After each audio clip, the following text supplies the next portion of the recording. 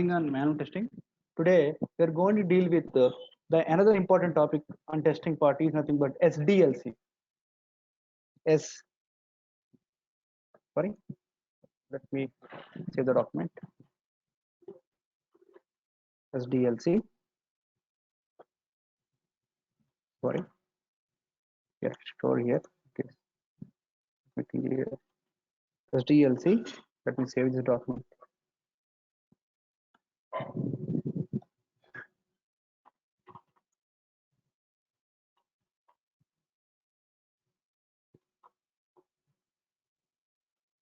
SDLC. SDLC stands for Software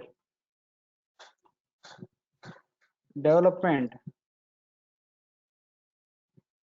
Life Cycle. SDLC stands for Software Development Life Cycle.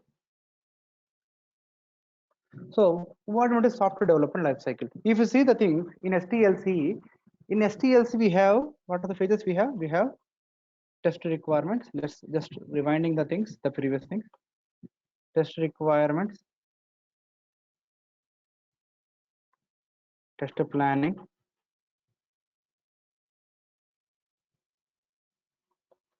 test designing, test execution, test closure activities. So these are the phases, SDLC phases. And I just rewinding all the things. SDLC will contains all the testing team, right? So now tell me SDLC. SDLC means something but software development life cycle. So in SDLC we have only QA team, right? So now tell me in SDLC we have, what we'll have? We'll have not only development team, it contains all the team members who are involved in the project. The QA team, clients, stakeholders, nothing but the higher authority managers, something like that, and support team,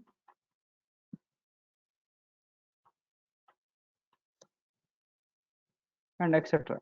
So who are involved in the project? So don't misjudge that SDLC will only SDLC software development will life cycle will contain only development team. So development is nothing but developers. Development is nothing but software has to be developed in a life cycle. Developed is nothing but as a less thing in a QA team point of view. We are developing, we are checking and giving a updated information or updated application with the correct customer needs, right? So nothing but the QA team also developing the application. So in SDLC we are dealing with all the software or application related point of view. Here only we deals with the testing point of view, right? As in SDLC, but coming to SDLC will deals with the entire product from starting to from scratch to the end point. So who are involved in the project, all will be included in SDLC. So okay, SDS, right? It contains development team, QA team, clients, stakeholders, and support team, etc. And SDLC here, what we'll do? We need to develop the application, right? First of all, we'll define what is the application. We develop what is the application. Oh, sorry. We design. First of all, we define what is the application, and we design the application, and we develop the application, and deliver a quality product. Obvious, very important, the quality product which feels happy, which makes happy to the customers only, which satisfies customer needs. This is nothing but SDLC. In SDLC, first of all, we came to know what is the system, how the system behaviors, and we react on the system and try to develop or test the proper application and give a quality product to the customer. So this is nothing but the people who are involved in SDLC from the starting to end point will include it in SDLC. So SDLC we have different phases. The first phase is deals with system planning. Second one is system defining. The third one will be system designing.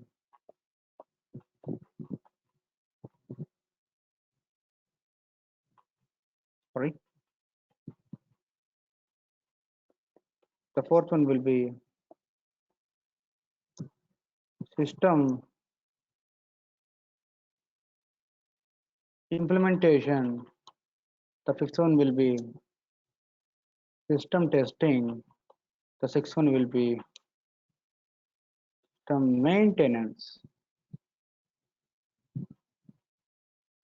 So these are the phases which SDLC will contain. Let's compare the phases in STLC and SDLC.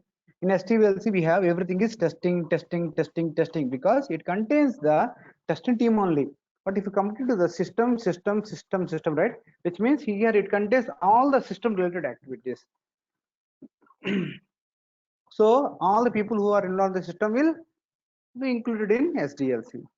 So we are dealing with entire system. Here dealing with only testing related activities only. And the difference is in SDLC we have STLC also. Whatever is showing is a system testing, right? This system testing will consider it as STLC. Or the difference between STLC and SDLC is nothing but STLC will contains only QA team. SDLC will contains all the team members who are in the project. And SDLC will deal with the entire system, but whereas STLC deals with the test related applications only. And STLC is a part in SDLC. So these are the difference between SDLC and STLC. So we'll see what are the different phases in SDLC. The first one is system planning. So we try to analyze the system and try to plan. We means right now we means not the testing team. So right now in STLC we are in a testing ship. So we are jumping into the development ship SDLC. Okay. Initially we are in STLC where we will only deal with testing ship only. So right now we are in jumped into SDLC ship where our team members are nothing but entire developers, clients, stakeholders, and supporting. All those are our team members. We means all the members. Here we try to understand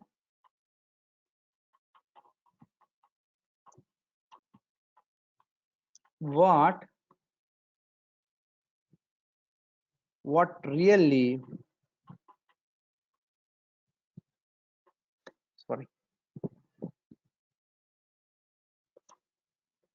user needs and come up with a plan and try to come up with planning. Nothing but what is the testing team has to plan, and what is a development team has to plan, what is the support team has to plan, what is the client has to plan. So these are the planning things we'll do in system planning. Okay. The second one is system defining. So definition. So nothing but we are going to define what system is going to construct. So let's take an example. So I need to have a Google application. So in order to want a Google application, first of all I need to have the important server, right? So that means that this server has to be written in Java, not Java or Python or C or anything. So that's giving the definition of the system. So in which program the system has to be derived. So definition of the system, which is what the coding of the system, definition of the system will be derived here, which means on what code the system has to be written, something like this. Next is system designing. What means system designing? Obvious. So system designing is nothing but not writing the code. System designing is nothing but design, something like architectural design. So layout designs, flowchart designs. So n number of designs will be there, right? So let's consider an example. You want to construct in a building, right? First of all, you have the design planning, right? Without designing, how can we construct a building? So we have to know the design part. Then whenever we have the design part, on seeing the design only, we'll start our work, real work. So nothing but here, architectural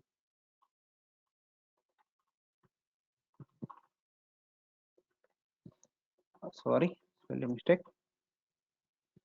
Design of the system will be done by developers.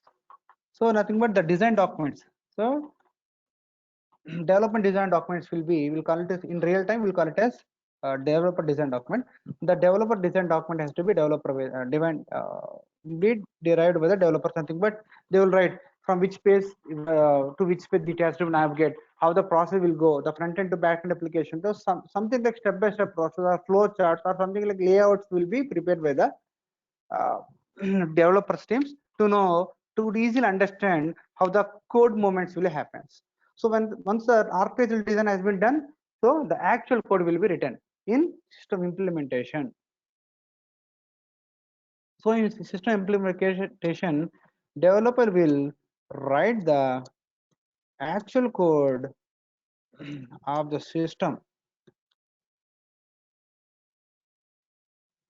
So this is nothing but the phase is in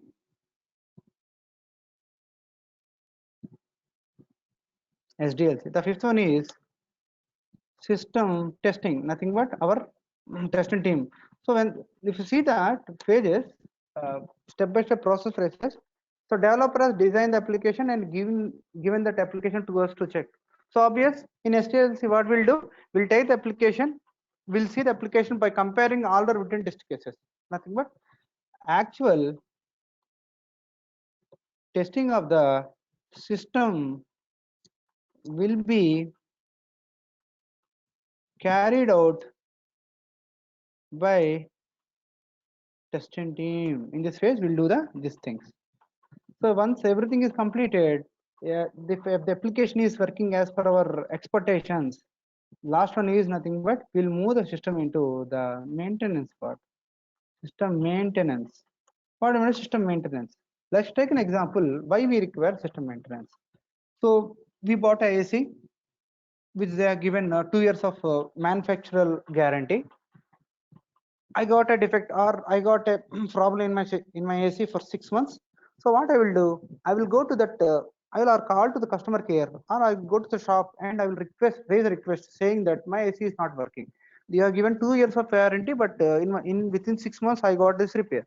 What they will do, they will raise a ticket, they will raise or they will contact the customer care, and one fellow will come and they will try to repair the AC.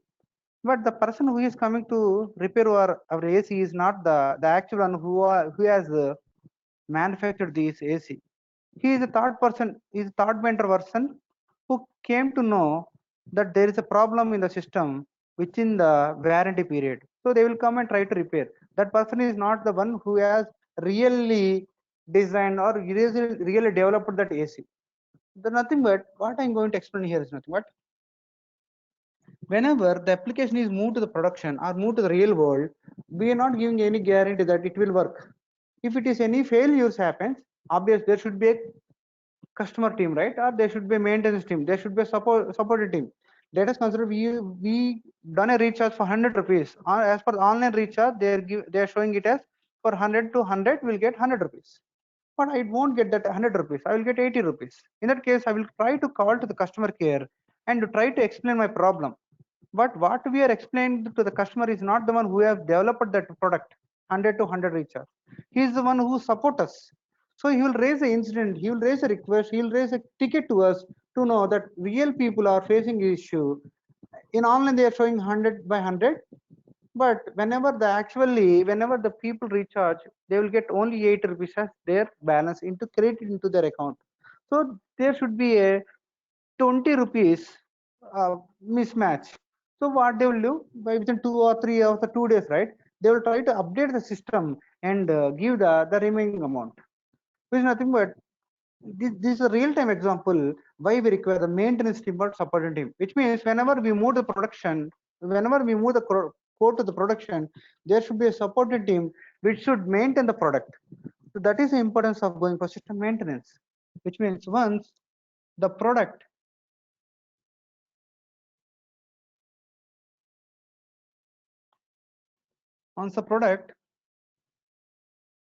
move to real world, it should be supported by maintenance team. So lifelong they won't maintain it, but for a given period of time they need to maintain that one, right? It should be, let me speak. It should be supported by maintenance team.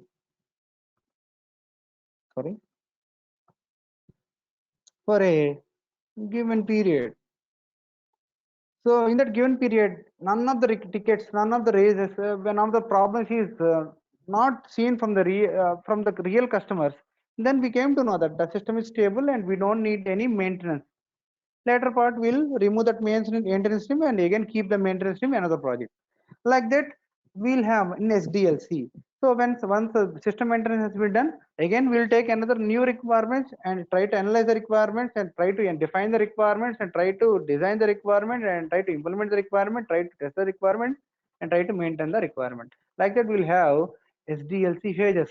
Okay, we have first one is test planning, the second one is test designing, the third one is the second one is system defining, the third one is system designing, the fourth one is system implementation, the fifth one is system testing, the sixth one is system maintenance. These are the 6 phases generally SDLC will contain.